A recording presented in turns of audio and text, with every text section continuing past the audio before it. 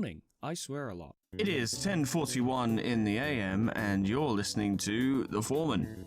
I'm your host, Foreman, and this is the first time I think I've done this kind of video talking about stuff in a Canto and whatnot in Foreman Talks, rather than just playing Limbus at the same time. And there's a couple reasons for this. I'll skip through it. For those of you unfamiliar with Foreman Talks, hey, it's a little podcasty, quote-unquote, thing I do. The visuals on screen are purely just gameplay for the sake of something to look at. You can fucking do whatever else you want while listening to it. That's basically the intent.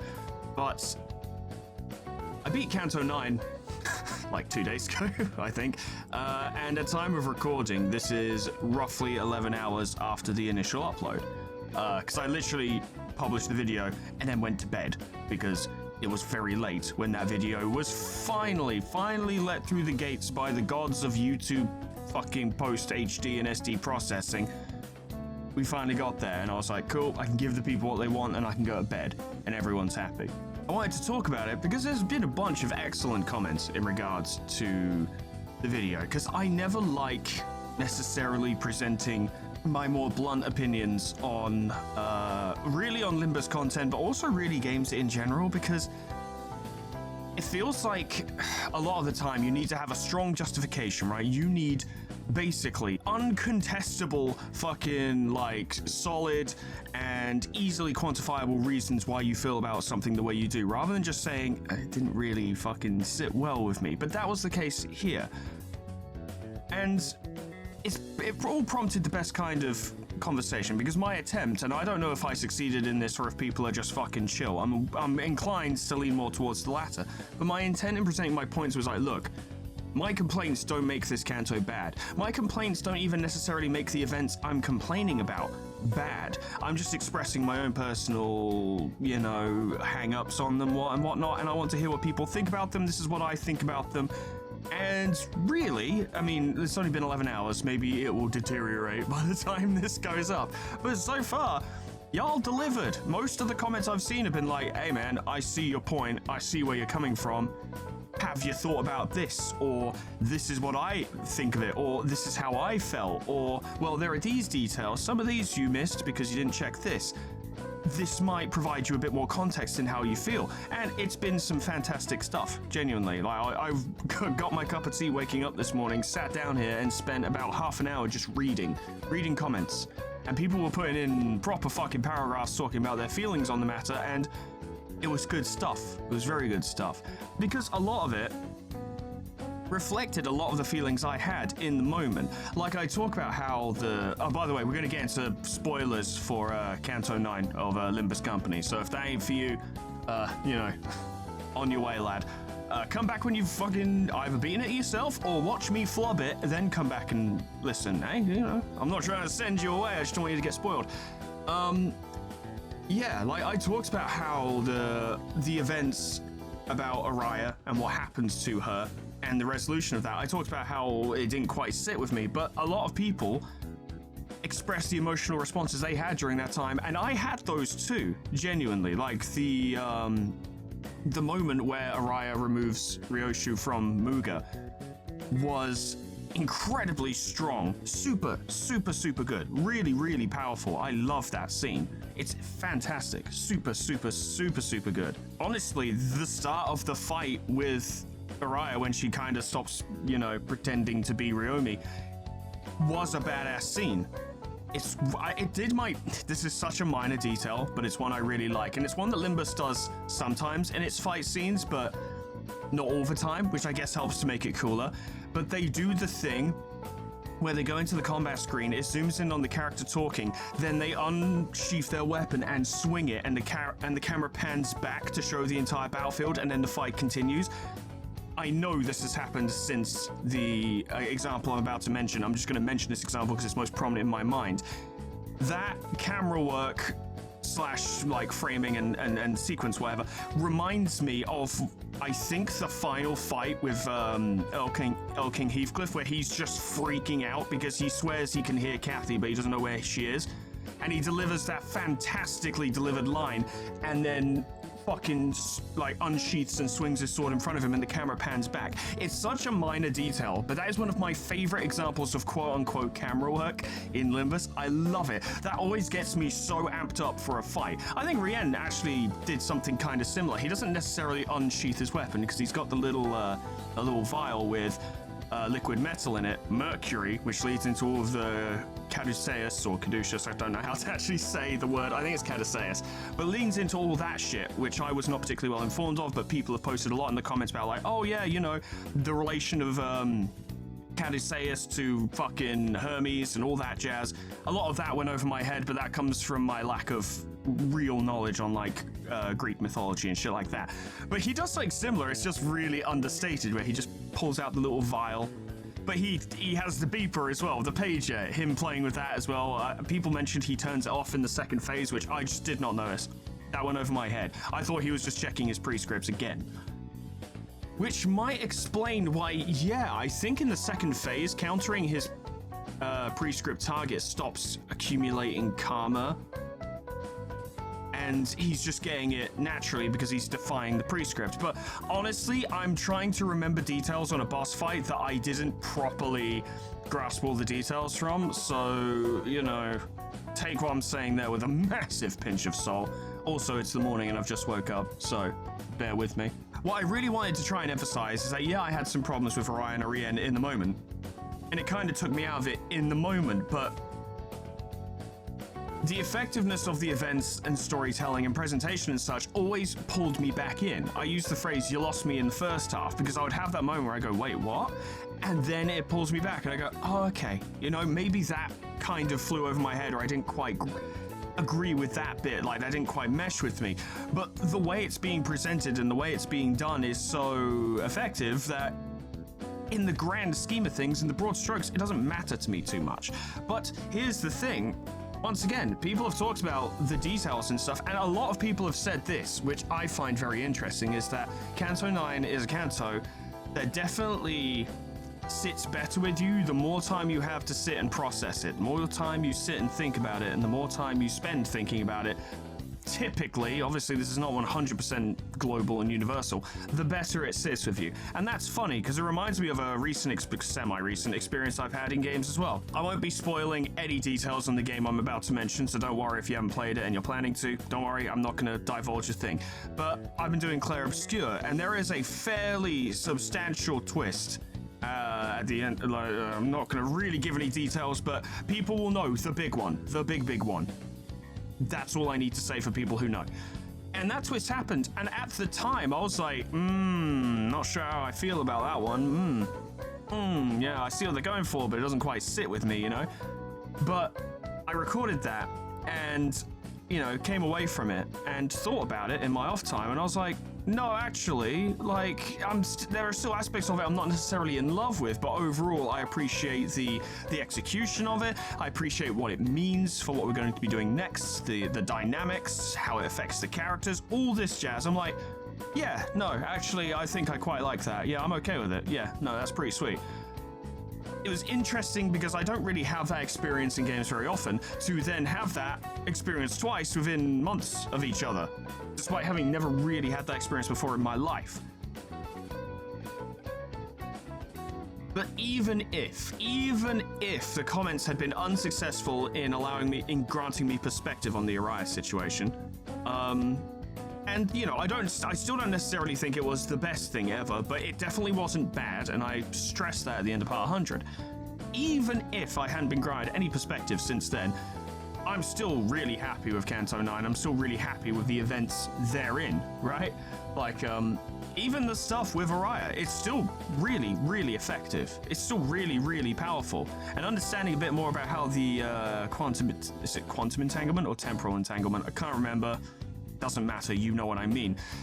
Learning more about that helps. I'm not in love with it still, because when you have that situation where you're like, oh yeah, it's this character, but it's this character stretched across all these different times, of all different versions of them across all different possibilities, in my mind, it starts to diminish the character themselves, because I'm like, well, it's not them anymore, it's all of them, and you can't, I don't know.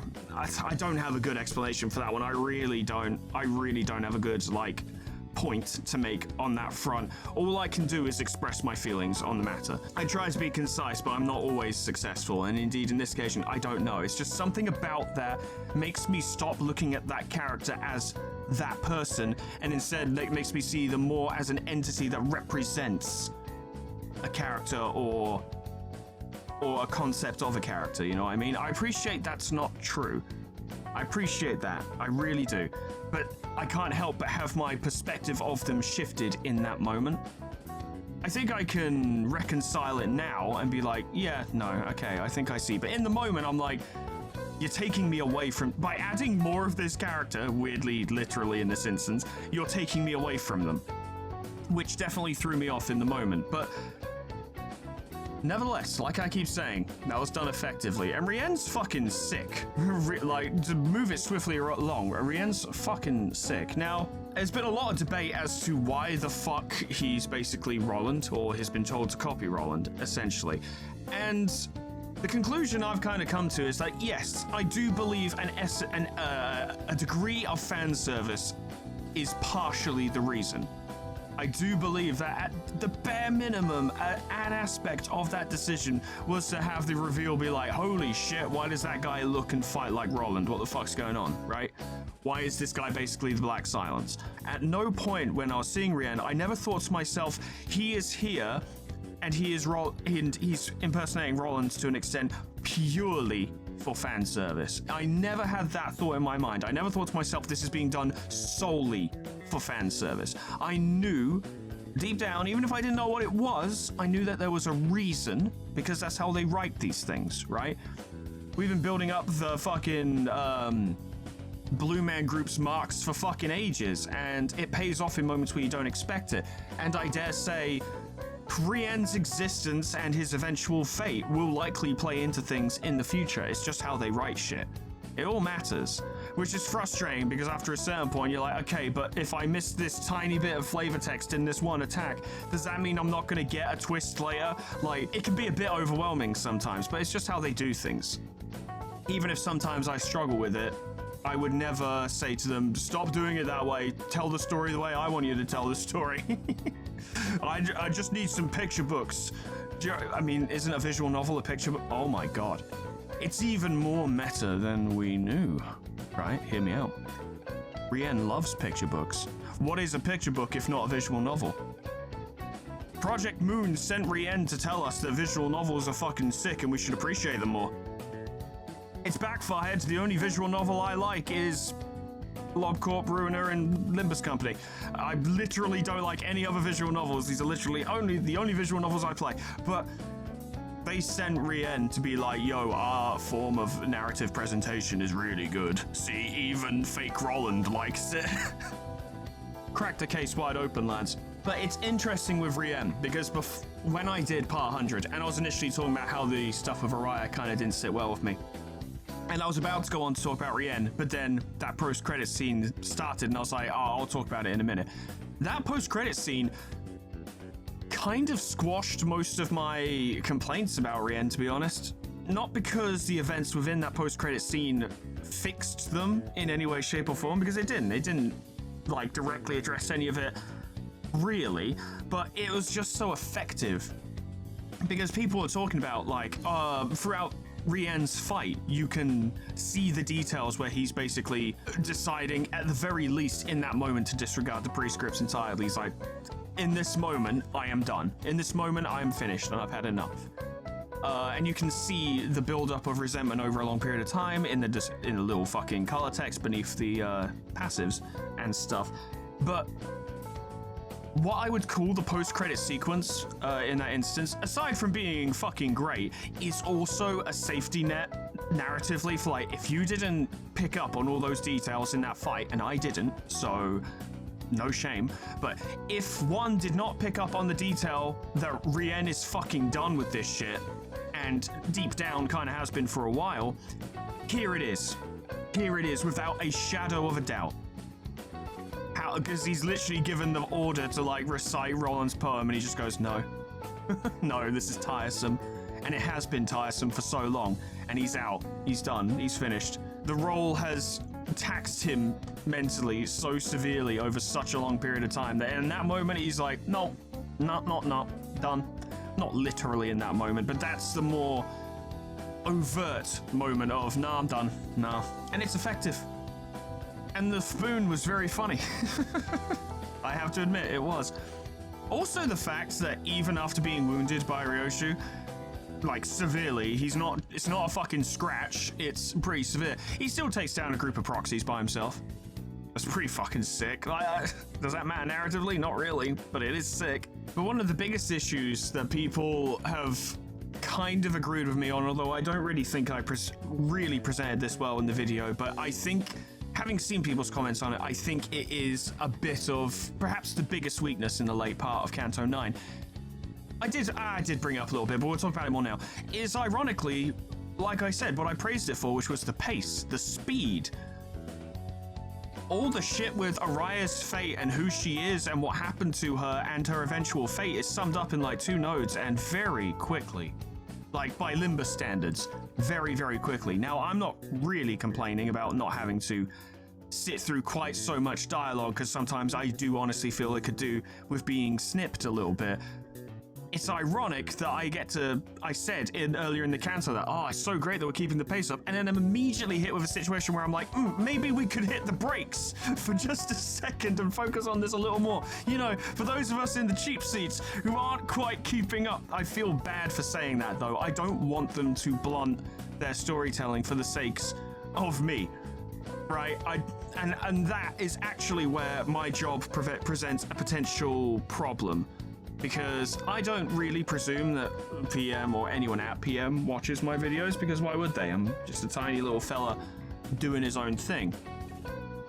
But my sentiments, my thoughts, my feelings, and my interpretation of their story and my ability to interpret their story is publicized to a degree simply through what I do. It is simply the nature of it.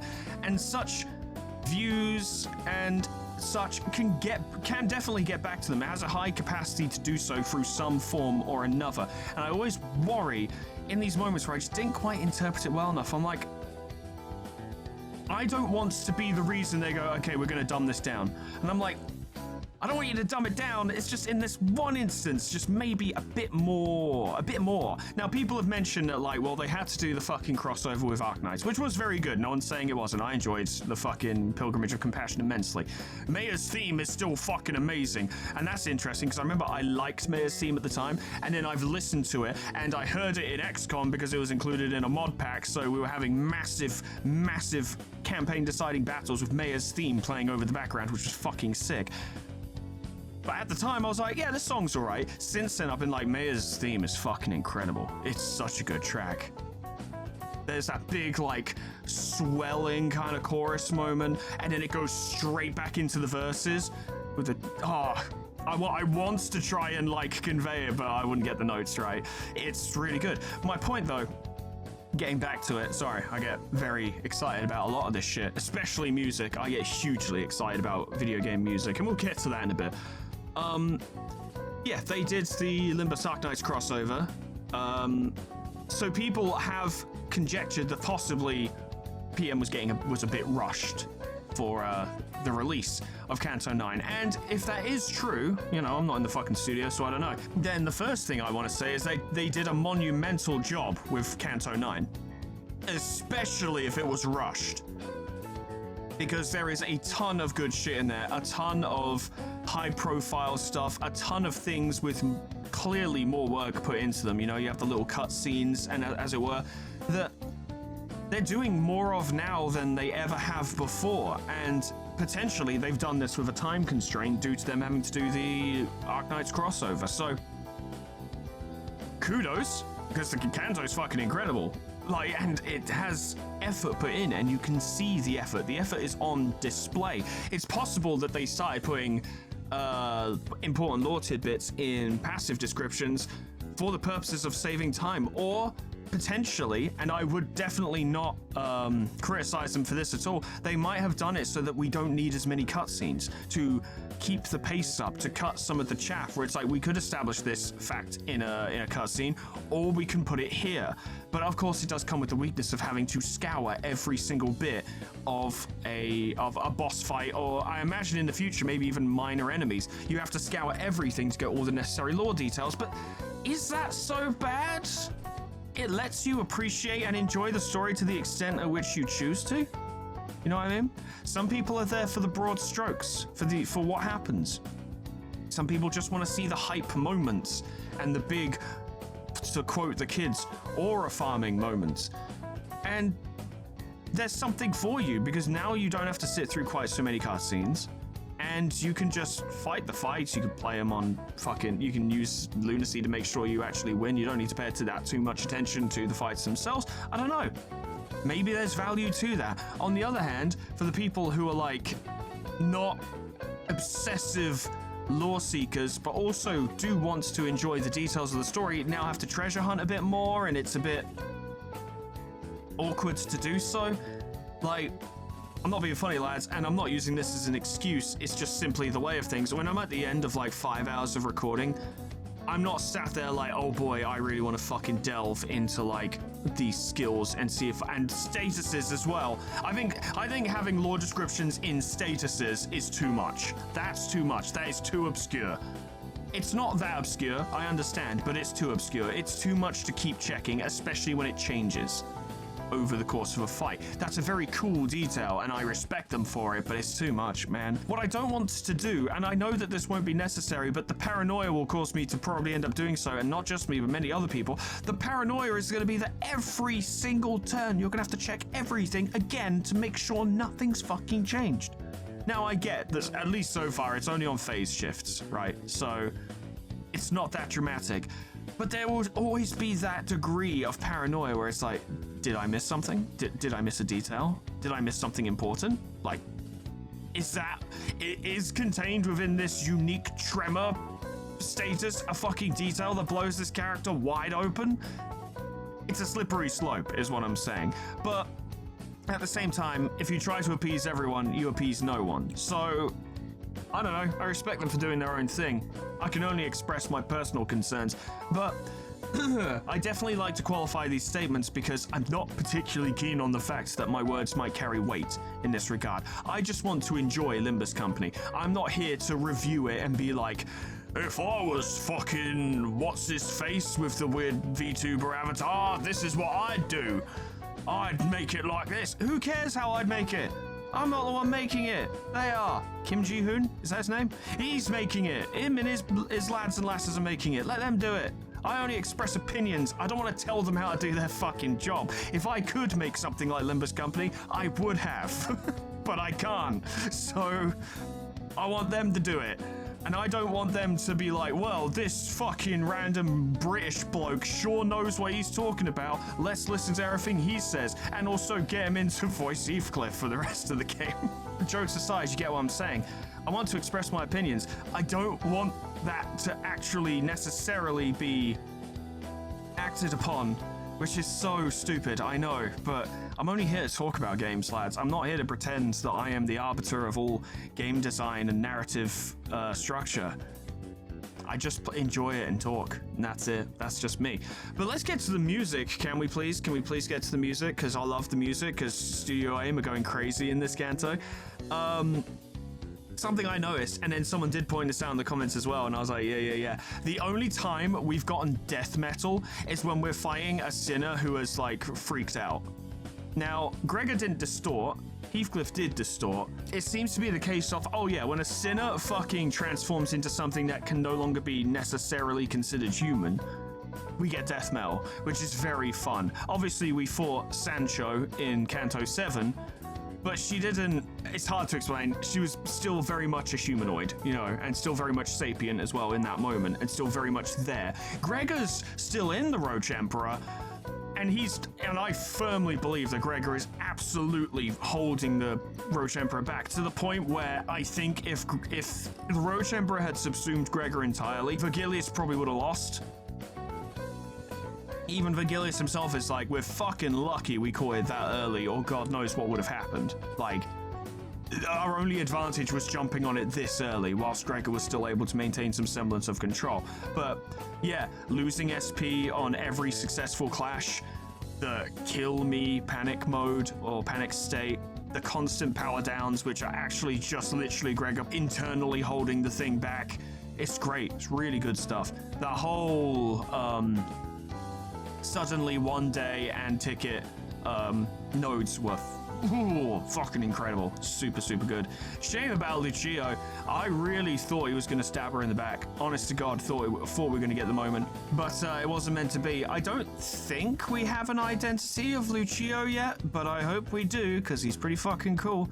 And I guess we'll be potentially seeing Kira in the future. It's fun, really, because the LCD, I believe, like, you got those 3 core characters, and then the rest of them are just kind of like characters where they keep picking up after their battles. They've got Engdu, who survived everything with Bamboo Had Kim. Then you've got Bamboo Had Kim, who is apparently joining their team once he's recovered.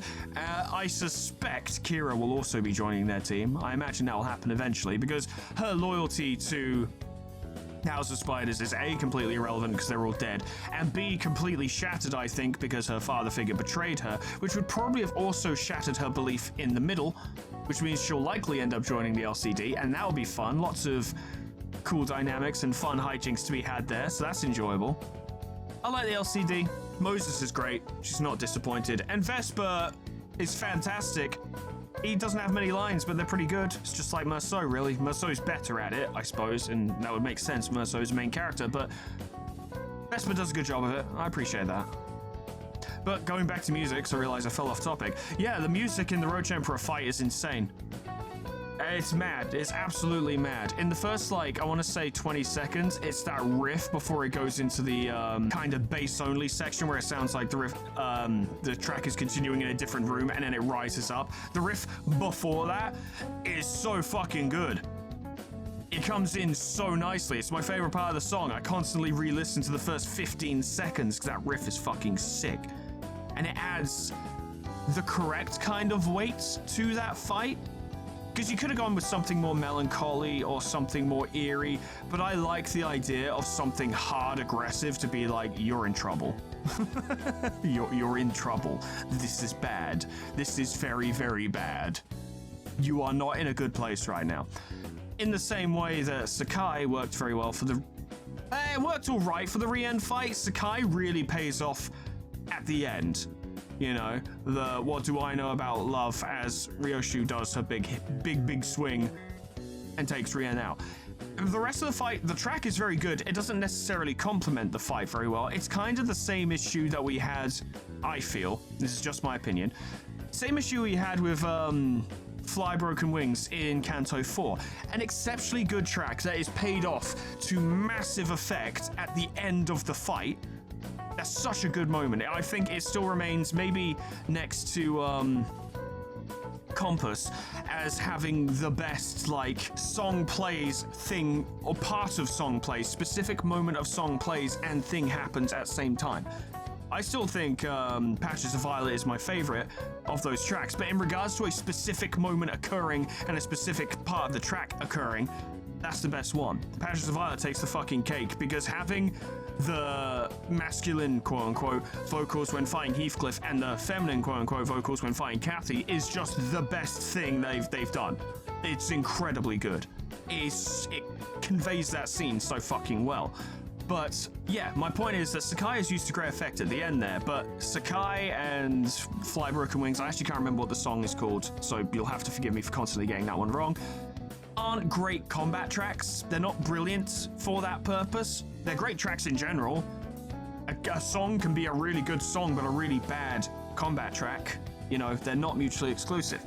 But not the best choice for that, but not offensive, not bad. It didn't ruin the fight with Rihanna or anything, and it does carry a certain level of aptness because of how, what would the term be? calm is appropriate, but doesn't quite convey it accurately. Calm, passive, unagitated, unenergetic. How all of these things are how Rien is. The track kind of suits fighting him because he has the right cadence and stature and general just way of being. He stands there very calmly. His weapon is not even fully unsheathed necessarily before he attacks, because obviously the weapon comes out of the thingy and it turns into whatever, but it gives him a very relaxed kind of look to him, which actually adds to his intimidation factor, as we all know, but it makes the music more suitable and that he's very calm. There's no like fucking mental breakdown Ahab screaming, right? It's just him quietly talking and quietly saying things out loud, and he never goes above like room volume, like a standard talking volume when talking during that fight.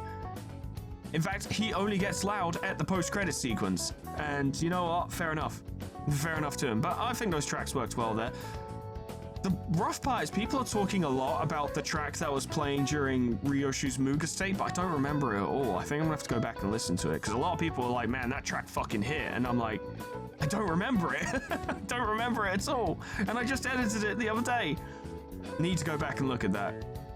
Definitely.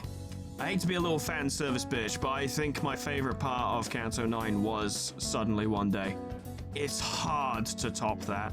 And it does kind of speak to a bit of an issue that Canto 9 has, I suppose, as a whole, in that obviously the Canto is about Ryoshu, and it definitely wasn't wrong to spread some of that attention to the other sinners and give them moments, because, you know, it's building stuff up for the future. I particularly enjoyed the moments with Merceau and Otis, because their opinions, feelings, and current way of feeling and current state are going to be very important in the nearby future, as their two cantos are both coming up soon. I believe it's Merceau's next, isn't it? Unless I'm wildly mistaken. Those were great. Gregor's was the best one, Sinclair's was the second best one. But it did feel like that at moments it overshadowed Ryoshu's thing a bit, because like you feel guilty for it in the moment that you're like, I am way more excited for the Roach Emperor than I am for like fighting the DOE Star. Like, it's not to say that I'm not excited to fight the DOE Star at all, but the Roach Emperor, shut up. I know it's really fucking like, I know it's a brain-dead take, I understand that, but you can't change how you feel, you know? I'm not gonna be like, I refuse to enjoy this as much as I could enjoy it because I don't want to seem dumb. No, it was just fucking sick. Sometimes you just have to enjoy hype for the sake of it. It was hype as fuck. It was so good, it was so cool. And there were tons of details in there as well. There's tons to chew on. If you want to look at it in a little more sophisticated way than just, potential man went too far with his potential, big scary. But you can enjoy it from that viewpoint as well. You can just enjoy it as a marvelous spectacle and a hard fight. It's pretty difficult. I mean, you know, at the end of the day, a lot of it does come down to reading and understanding what the counter is. And you know what? The post-defeat tip screen, that helps quite a lot. I do appreciate that, actually. That's a nice addition. I like that. Because sometimes I'm looking at a fight and I'm like, I just don't even fucking know. Or I'll be fighting a fight and I'm like, I'm winning, but I'm doing this wrong. I can feel that I'm doing it wrong. I can feel it deep down, right in my soul. I know I'm not playing this right. I guess it doesn't matter because I won, but I can feel when I'm doing something wrong. Something about the interactions, something about the amount of damage I take, I'm like, this isn't correct. What I'm doing is not correct. So those tips are nice. Just I think they should be appropriately vague. I don't want them to literally tell me how to win the fight, or maybe have like spoiler texted or something on that screen, like, here is an overt tip to win the fight, like, here is the actual strategy. So the people who aren't here for, you know, trial and error and severe punishment can just check that and be like, oh, okay, that's what I need to do. But for people like me who are like, well, no, I actually want to fight it, I could just do it with a few pointers, that's there instead. I don't know, it's just a thought. I doubt they'll do it, but still, it's an idea. I don't even remember what I trailed off from when I started talking about that. It's just a lot to talk about, and I really enjoy talking about it because I really enjoyed the chapter. It's why the videos were so fucking long. It's why I sat there editing them. Oh, that actually brings me to a point I wanted to talk about, because I saw people mention this in the comments. and I thought it was quite interesting. All right, literally as I'm recording this, someone just posted a comment. That's a really good point. I'm going to get through what I was just about to talk about real quick, and then I want to get back to that because that's interesting. What was I going to say? I don't even remember. Yeah. It was about editing and stuff, right? So I'll keep this brief because it's not necessarily about Canto 9, it's just about Limbus content in general. It's not necessarily my take because I don't watch other Project Moon content creators because I try to go into these things as spoiler-free as possible. And then by the time I finished it, I'm not wholly interested in like watching it all again. Nothing wrong with the other Project Moon content creators. There's a fantastic bunch of very talented people out there. Just want to get that out of the way. It's not shade on them at all. Straight up. It's not what I'm about. You don't throw stones in a glass house, you know what I mean? But people have mentioned, like, I'm so glad, or at least some people, this is not necessarily the majority of people who watch my show, it's just a couple of people have mentioned this, I see it worth bringing up. They're like, I'm glad Foreman doesn't fucking stream these because the live chat is an absolute nightmare for people who do. It's constant, like, backseating and nagging and dropping massive spoilers and shit like that. And also, like, when you're streaming, you have to take time to, like, you know, appease who is currently watching you live, because if you're not doing that, then why are you even live streaming? Like, what's the point if you're not interacting with your audience? And it really breaks up the pace, it slows things down, it makes things annoying. Like, these people, at the very least, expressed that this is why they're glad that I don't live stream. And it's interesting because, really, the main reason I don't live stream anything, I've talked about this before, is because my internet's shit. My internet's garbage. I live rural, so it's just not very good out here. I tried to play Barotrauma last night, and it just did not fucking work. Been playing it solo, and that's been quite fun. But yeah, we really tried to play Barotrauma, and like, I am going to do a video on that. I've got some footage. I've got some stuff I can play with, so that's going to be pretty fun, but we're not going to, unless I can fix my fucking internet, we're not going to continue, because I cannot insert myself in that situation and make that miserable for everyone else just for my sake. I can't do it. They want to pilot a fucking submarine and have fun. I'm not going to ruin that. But regardless, that's the main reason why I don't live stream. But thinking about it, the more time that has passed in me doing this job, the more I have settled into the idea of like, yeah, no, I much prefer doing edited content. Because the complaints they made about fucking live chat, I would do the exact same thing as those content creators in that moment. And I would be worse, because I'd be fucking having a go at people dropping spoilers and shit in my live chat. Like, get the fuck out of here, you stupid prick. What are you doing? We're here to experience a story in the order that the game intends, not in the order that you decide it should be revealed. Get fucked. Get out of here. And I've come down on the comments quite a lot for this purpose. And nowadays, people are very good about this. I mean, unless someone managed to drop one under my nose without me really realizing what it was, I didn't see a proper spoiler in my comments section for Canto 9 at all. I did notice people dropping suddenly one days in part 99, but by the time they did that, I'd already recorded part 100, so it was okay. But I was like, that's not very classy, lad. Don't do that. But that's not really a spoiler, so I'm not actually getting on their case about it. Point is, people have been great about that in Canto 9, but I would not be well suited to that live chat handling situation, at the very least for Limbus specifically, because I'd get really fucking annoyed, and it would be miserable for me, and that would also carry over into the performance. It wouldn't be very enjoyable for people watching either, because it'd just be me fucking arguing with people saying, shut the fuck up, no one cares that I didn't check the third line in their skill 2, shut up. No, I didn't want to know that they're actually the killer. Why the fuck would you post that on node 3? You bastard. But yeah, but it's interesting because there is that aspect of it, but there is also the aspect of editing is really fucking useful, lads, especially in long form content. Not just for me, but for you. Do you know how many instances in any Limbus video of like anywhere between 1 and 5, maybe 10 sometimes, but these really small pockets of seconds that I just snip and repaste and like cut together? Do you know how much of that I do?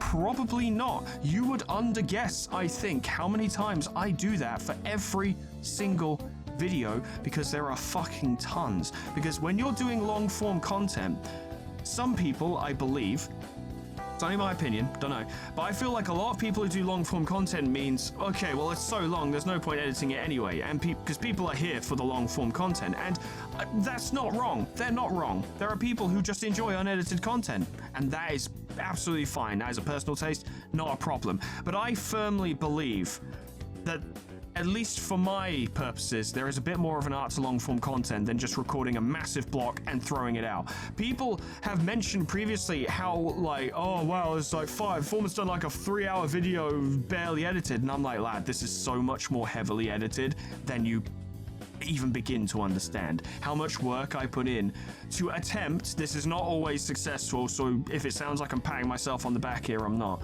How much I attempt to cut shit while still keeping it looking natural-ish. As natural as one can reasonably do whilst cutting to the extent that I do. I could show you a picture of my fucking timeline bar when I'm editing, and it is just lines everywhere. Like, there are so few blocks of footage that are any more than like 20 seconds or more untouched. It's always chopped up and stitched together. I believe this editing is crucial. At least for me, at least for my presentation style, I believe is crucial for making good long-form content. Just because something is long-form doesn't mean it can't have a good pace. It doesn't mean you can't try and get things moving rather than just having like hours of dead air. This is hilarious because in episode 100 there was a lot of points in our story where I just sat quietly and listened because there was a lot going on. But in the grand scheme of things, I do this a lot. I do a lot of cutting and snipping, and I truly believe this helps the videos immensely. It's so much work for so apparently very little effect, to the point where a lot of the time people don't even notice that I'm doing it, but I firmly believe it helps the videos. It helps make it more palatable for you guys. If I'm going to do a 4-hour video, I'm going to make sure that 4 hours consists of shit that is actually somewhat relevant or interesting. Not always successfully. I know someone always come in and go, oh, he says that, but this video was shit. Sure, they can't all be winners, you know, but I try. That is the attempt. That is the intent. And it's why I would always stick to editing it over doing live stream content. But it's interesting to see that opinion kind of reflected in the audience for different reasons. I'm happy to continue doing this, even if I got a new internet package tomorrow that was literally fucking hyperspeed. I still probably wouldn't stream that much, and I definitely wouldn't stream Limbus story content. Nah. But now I want to get back to that thing that I saw in a comment, which a few people have actually talked about, which I think is interesting, because it kind of stems on what I was talking about earlier, about like we were focusing on the other sinners. One of the biggest issues with Canto 9, and as biggest issues is a strong term, but a big issue is that most of the Nurse Fathers in Canto 9 don't even see Ryoshu, and they don't interact with her. In fact, the only ones, Valentina, DOE Star, now Araya instead of Ryomi, and Rien are the only Nurse Fathers to talk to Ryoshu in this canto. Matthias and Callisto don't ever see her at all, which seems like a lot of missed opportunity and kind of lends itself to the idea that this was a little bit rushed, because like they could have wrote in scenes in which that could happen. Like it would be difficult with the way they've done it now because there's a lot of team splitting up stuff, but they could have had a bit more of them actually talking and discussing things. As it turns out, it does, in my opinion, this is now leaning away from what the comments said, but in my opinion, it makes Callisto and Matthias feel significantly less important as Nurse Fathers, and I would go so far as to say, and it is a shame, it feels like Callisto is the least important Nurse Father by a fair margin, with Matthias being the second least significant. Which sucks, because they're both great, interesting characters. Matthias goes from 100 to 0 and to 100 to a 0 again in likability as a person, because he's fucking wild. The dude's fucking nuts. He's absolutely insane. Utterly self-indulgent. He's crazy. And Callisto is a lot of fun. There was a lot of fun scenes with Callisto, but he just didn't feel very important because he never spoke to the girl, this canto specifically, and neither did Matthias, and it felt like those two were just taken outside and shot by the fucking LCD and LCE. Like, it feels especially insulting for Callisto because the LCE, not in terms of narrative, right? Because the characters in the LCE, and especially a certain Sinclair, are very important. But in world, in terms of allocations of power, it definitely felt like Callisto was considered the least important because they sent 3 sinners and 2 researchers to fight him. That feels insulting. It feels a bit insulting. No one on the team knew that Sinclair was going to manifest himself from the future, or if they did a very good job of keeping quiet about it. All they did was send 3 sinners and 2 researchers to go fight Callisto and Albina. It felt like those 2 really got the short end of the stick. And then Matthias, well, at least from a combat perspective, Matthias was treated very seriously because he got Moses and Ezra and Vesper and 3 sinners. You know, it felt like they took him seriously. Obviously, you can't treat all 5 nurse father... 5? Is it 5? Hang on. Oh, yes, it is. Yes, it is. You can't treat all 5 nurse fathers exactly the same because there's a lot to spread around. Rien is clearly the most... Well, sorry. It's a contest between Rien and DOE Star. I'm talking about both people who are the DOE Star here. Those 2 are clearly the most important to Ryoshu specifically and relevant and whatnot. So you can't have all 5 of them be equally significant, but Valentina was in a nice middle ground, I think. She had moments with Ryoshu. She was clearly instrumental in Ryoshu's formative years, for better and mostly worse. And she was killed away from Ryoshu, but in a way that was significant. You can say that's a fair middle ground. Now, Callisto's fate was significant because he was killed by a certain Sinclair, and that is representative of a lot of important things that may or may not happen in the future. But Callisto himself didn't feel like he was being treated with a lot of respect by the universe.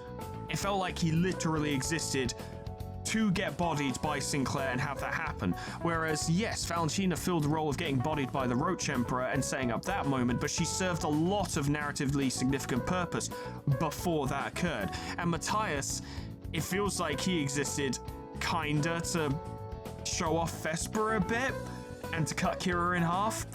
Yeah, there is more to him than that. I'm not saying that is actually the case, but it feels like that in those moments. It's not nearly as bad with Matthias as it is with Callisto, but he was also slightly disrespected by the universe in this instance.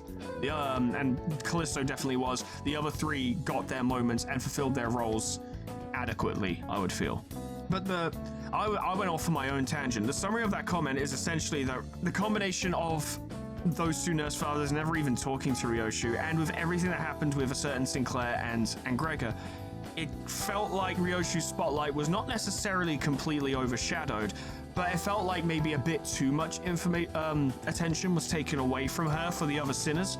Like, it's distinctly possible that for the purposes of either a certain Sinclair or the Roach Emperor, or maybe even both, that could have been an intervallo, but then again, it might not have gotten the same amount of attention that it did here, and a lot of that was really necessary.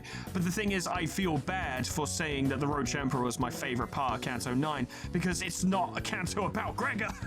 It's a Canto about Ryoshu. And the thing is, I say all that because those statements carry with it an implication that Ryoshu's scenes were not strong enough. They were. Oh, they were. Ryoshu's scenes were brilliant.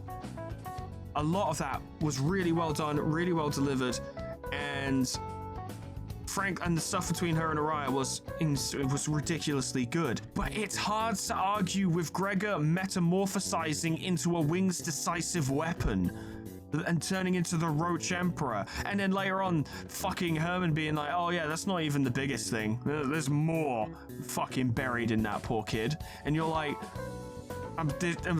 between this and a certain Sinclair, it's hard not to feel like Ryoshu's being overshadowed ever so slightly. It feels like, to a certain degree, all the really interesting stuff is happening where she isn't.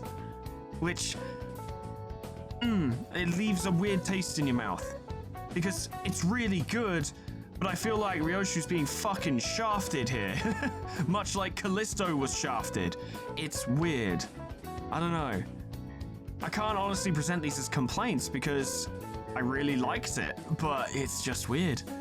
It's like how Rhodia was, although this could be intentional because there's stuff to talk about with Rhodia, especially in this regard, but it's like how Rhodia wasn't even that important in her own Canto. Now, that, like I said, that might be intentional, because Rhodia's whole thing is that she wants to be special, and the universe is basically doing everything in its power to turn to her and say, you're not special. The most special thing about you is that you're a member of Limbus Company, and that's it. Whereas Gregor is like, I've literally talked about why, and certain Sinclair has the sign and may well end up becoming a color fixer someday, and everyone else has crazy shit going on with them, and Rhodia is just someone who murdered a tax official, and that's it. That's all she's got.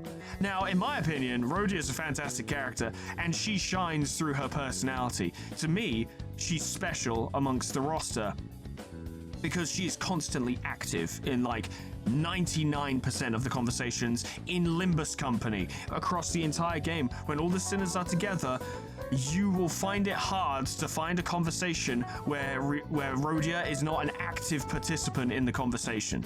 And I appreciate her for that. She fills a very important role. And she's good at it, and she's funny while doing it. But in regards to quote-unquote protagonist and OC powers and shit like that, she's got nothing at the moment.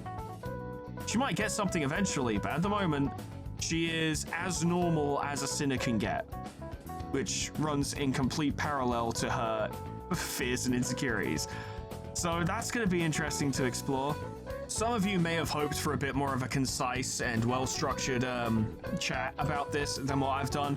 I'm sorry, it's all really just feelings and thoughts and opinions and stuff just stumbling out because I had so much fun in experiencing the Canto, because it was a lot of fun. There was a lot of stuff all at once, and I was like, oh, this is all so cool. Look at all these details. Look at Valentina being a horrifically racist piece of shit and the allegory that is. And look at Callisto, like, attempting mental gymnastics to justify why his art style is actually morally justified, and Albin has absolutely absorbed that, and Hohenheim playing along with it, and like actually looking at the intent and the implications and the like emotional representation behind his art, which is crazy. And Matthias, who like comes across like this big Papa Bear character who's like the nicest of the nurse fathers and loves these like found family people like they're literally his family, and then in the same breath cuts Kira in half to land a hit on Vesper that doesn't even work. And like, you know, turns in regards to Ryoshu is like, if that kid stops our darling Yoshihide from becoming all that she can be, I'll fucking tear that child in half. And you're like, wow. Wow. There was so much cool stuff from everywhere. Everyone showcasing all different kinds of personalities and aspects to their personalities. Hohenheim's growth, Martin's sacrifice, Alyssa's attempt to step up, which worked but didn't, and you get to see her be a real fucking person about it rather than being a stoic, unflappable protagonist. You know, her big attack doesn't work and she's in pain, and she's not literally crying, but basically crying and in pain because she's a person and she's not even a proper combatant, and she's doing her best, but it's hard, and Sinclair knows that better than anyone. And you know, seeing the LCD do their things, and like Moses always seems so composed, but in order to do her most special attack, she has to basically just seethe in her own negative emotions. I'm not fully clear on that, so you'll have to apologize if I'm not summarizing that very well, but still, the ideas behind that. And there's a lot of flavor text with Vesper where it's like, this kid came from nothing and is now a color fixer, and he's just gotten there, and he's a big deal, and he's great, and he's still the junior of the team. Which is funny, because when you think about it, him being designated by Ezra as the junior of the team might lead into certain feelings of like insecurity and self-doubt from such harrowing beginnings, and that could be a factor later. Engdu's arms fell off. Plus Bamboo Head Kim might be making an active appearance sometime soon. Kira might also be doing that. Hopefully, I hope she joins the LCD. It'd be very fun. There was so much that was so good. Lucio was so tragic, and yet so cool. He was a sick fighter, really cool character who barely said anything, loved him. So much good stuff in Canto 9. So much. I appreciate that most of this has been talking about complaints and nitpicks and, you know, generally just like picking it apart a bit, but It was so fun. Now, Canto 6 is still my favorite. It is. It's still my favorite. I can't help it. Honest to God, No, I was about to try and justify why Canto 6 is my favorite. It's purely just emotion and feeling. This is the reason why Canto 6 is my favorite. I wouldn't sit here and try and tell you that, like, yeah, but Canto 6 is way better than Canto 9. I don't know. I don't think it is. I actually think Canto 9 is better, as it were, from a more quantifiable standpoint, but I prefer Canto 6. It's much like how I would say that Elden Ring is, from a more subjective, less emotional perspective, the quote-unquote best Souls game, but I prefer Bloodborne. I absolutely prefer Bloodborne, 100%. I like Elden Ring a lot, but I love Bloodborne. Sometimes you have to look at something and be like, I just prefer this. Like, I'm not going to sit here and try and tell you why that's correct. I just prefer it. And that's that. I prefer Canto 6, but I do love Canto 9. Definitely second place, just for pure personal enjoyment and investment. It was fucking sick. Really, really good. But lads, I think I've taken enough of your time. This is longer than Foreman Talks usually is, but I had a fair bit to talk about. Yeah, we'll wrap it up there. Continue to display your thoughts. I want to hear your opinions on Canto 9 in general, because, well, the comments in part 100 were really insightful. I enjoyed reading through them, and I'd like to continue hearing about it now. Especially into regards to what I've said as well, because I've expressed a lot of opinions. Obviously, it's the whole purpose of Foreman Talks. That's the whole point of it. But I've expressed a lot of opinions, and I would like to hear some opinions for or against them. There was a lot of good conversation in the comments for part 100 with people expressing like differing opinions, similar opinions, and that's what I'd like to read/see more of, because people have said, like, this is a good Canto to ruminate on after the fact. And, well, seeing people talk about it will help me ruminate on it further, so that'll be fun. I can't remember if I said it at the start of this feature, because it's been like an hour, but normally I would, like, spend all my lunacy and maybe try out new identities and stuff while talking about this crap. I figured on this occasion it would actually be better to do a format where I can just focus on talking rather than doing other shit and getting distracted. And I figure I'll probably save my lunacy for Walpurgisnacht or maybe the next Intervallo or something. Without any details, if you could be like, yeah, mate, this is what you want to save your lunacy for, then I'll do it that way and I'll just save it till then. Yeah, that's all I can think of to say. Friends, thank you so much for listening. Share your thoughts. Canto 9 was fucking sick. It's never quite as fun going through an Intervallo as it is through a Canto, because, man, I understand why they don't do the voice acting for them, but I do really miss the voice acting during the Intervallos. But it will still be a good time. So I look forward to that, and I hope you do as well. Special thanks to our members and patrons: Franklin Merlo, Engi DePooch, the KV2 Menacing, Boybebe, Red Star, Kim Takeo, Alcavia Calf, Hotrafan, Christopher Hoos, Donut, Honor D, Geigen, Cowley, Prince of Lemons, Moongod, Megan, Volwolf, Miscreant, Rockriku, Crescent, Tony the Horse, Lilac, Sarah, Bissalangi, Princeps, Giacomo, Superstitics, Fihard, Mighty PH, Entistora, Landelian, Gage Johnson, Saga, Rory, Jack, Ninja Dog, Emma Fox, Grand Captain, General Peace, Me Bappy Back Turtle, Cuds, Kana Samaria, Portugal Brack, Lifesteal, Unclever Names, Summercat, Flanny, Pinch Dragoon, Proxy, Caminera, Moa, Harak J, Dresso, Slol, Ethbin, Linky, Zion, Sudabin, Wartalkia, Honeydew, Sweet Baby Regis, Kalibu, Tony, Pie, Jim, Ghost, Up, by K-Bob, Magic Owl, The Frost by SB1068, and Namad. For support me on YouTube and on Patreon. Thank you so much, guys, and thank you all so much for watching. Like I really keep emphasizing, complaints aside, I think Canto 9 was a massive triumph, a huge triumph for Project Moon. And it surprises me, because I was sat here thinking, man, all the way back in Canto 6, at the end of Canto 6, I was thinking, man, we've got that line graph that keeps going up and it's going to have to start dipping eventually. And not really, not yet anyway. Like, it's gone up and down. Canto 8 wasn't bad, but it doesn't compare to Canto 9, 7, and 6, in my opinion. But it's still very good. So it's like doing the up and down thing, but it's averaging still very high. Like, it's still way up there. But this does concern me, because when I said this in Canto 6, people are always like, oh, Foreman, he thinks they're not going to do it, he thinks they're going to be shit, he thinks they're just not good enough. I'm like, nah, man. No one can do triumph after triumph after triumph after triumph endlessly. That's just not how life is. It's just not what happens. Everyone fucks up eventually. And life is about picking yourself up after those fuck-ups and continuing onward. You have your ups and downs. The ups don't mean anything if you don't have any downs. It's all about perspective. I know eventually we're going to get a Canto, like soon, where people are going to go, it was alright. And I don't want... I'm concerned about the effects that will have for Limbus Company and, Project Moon. Because I'm worried that in a moment where they're first hit with a overwhelmingly popular opinion of, that was alright, I guess, just not popping off the way people did for 9 and 8 and 7 and 6 and what have you, it might affect how they approach it in the future. And I think it's difficult because obviously you need to take criticism on board to improve, but at the same time, and this is something I really struggled with over the years when I first started actually becoming somewhat prominent as a content creator, you can't look at the first bit of criticism you see and go, okay, we have to change everything because this person has said they don't like this. You have to be able to look at it and go, do I change that? Is it necessary for my vision? The vision comes first, your criticism comes second. That can reconcile.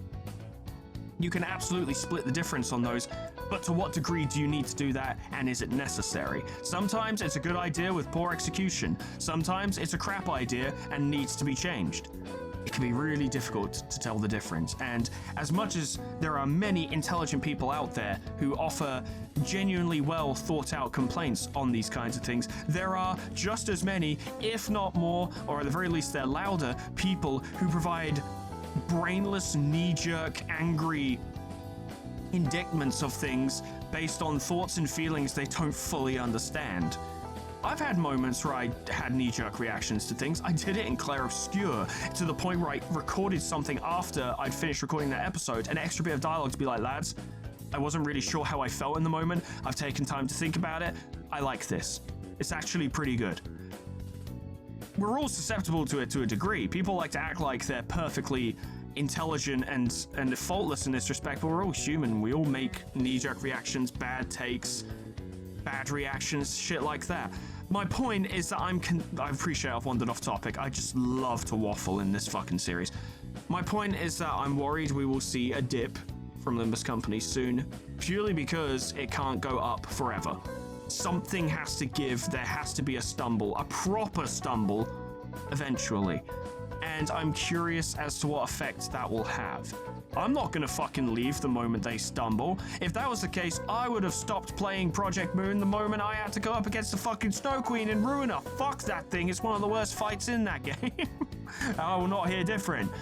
No, I can hang tough with a game and a series if the quality dips a bit, because it's what happens. But I just feel like a lot of people are going to be very disappointed when the crash finally comes, right? And the key aspect will be, do Project Moon have what it takes to come back from it? Because there hasn't been a crash in Limbus yet. Yes, there have been controversial moments, but if you think a crash has happened, you're not familiar with what a crash is. I just hope they power through it. I don't want to be a negative boy. I want everything to be good. I don't want them to crash. I want that line to just keep going up until it punctures through the clouds. That's what I want, but I'm a realist. Aside from idealism, I do employ some realism at times, and I'm like, they will fuck up eventually, and it will be telling to see how that's handled. I wish them the best of luck, because Limbus is great, and I want to keep playing. But that was a lot longer of an outro than I intended, and also a lot more pessimistic. I do apologize. I loved Canto 9, and I had a lot of fun, and I'm looking forward to more Limbus stuff, and it's going to be great, and hope I see you there. I really threw myself off by being so pessimistic. I'm so sorry. Good times are ahead. Hell, even if Canto 10 sucks, I still think there's fun to be had, so end of the day, it's not that bad. Toodles, goodbye.